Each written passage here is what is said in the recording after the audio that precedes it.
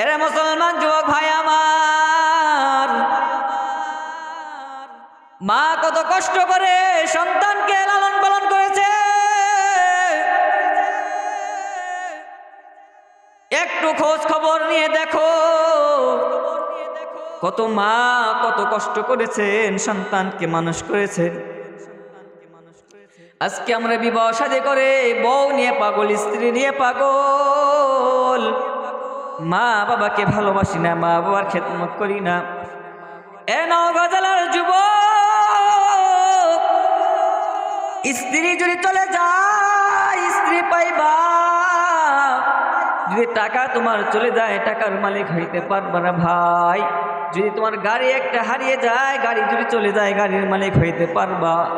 যদি তোমার বাড়ি একটা বাড়ি যদি চলিয়া যায় ওই বাড়ির মালিক হইতে পারবা।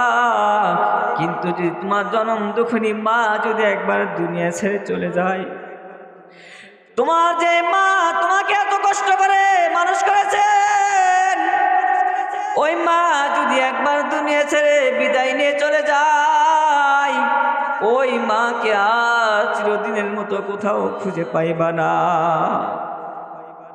আজকে আমরা ছেলে সন্তান, স্ত্রী, বিবি, বাচ্চাকে নিয়ে পাগল, মাকে দেখতে পারি না, মাকে ভালোবাসি না, মাকে আমরা কষ্ট দিই, মাকে পছন্দ করি না। বয়স হয়ে যাওয়ার কারণে মাকে কষ্ট দিলে ভাই, আল্লাহর পয়গম্বর হাদিসের মধ্যে জানায় দেন, আল জান্নাতু তাহতা আকদামিল উম্মাহাত। আল্লাহর পয়গম্বর বলেন, মায়ের পায়ের নিচে সন্তানের বেহেশত। যদি জান্নাত পাইতে চাও যুবক ও সন্তান, মা বাবার খেদমত করো, মা বাবার খেদমত করো। মা বাবার খেদমত ছাড়া তুমি কখনো জান্নাতে যাইতে পারবা না।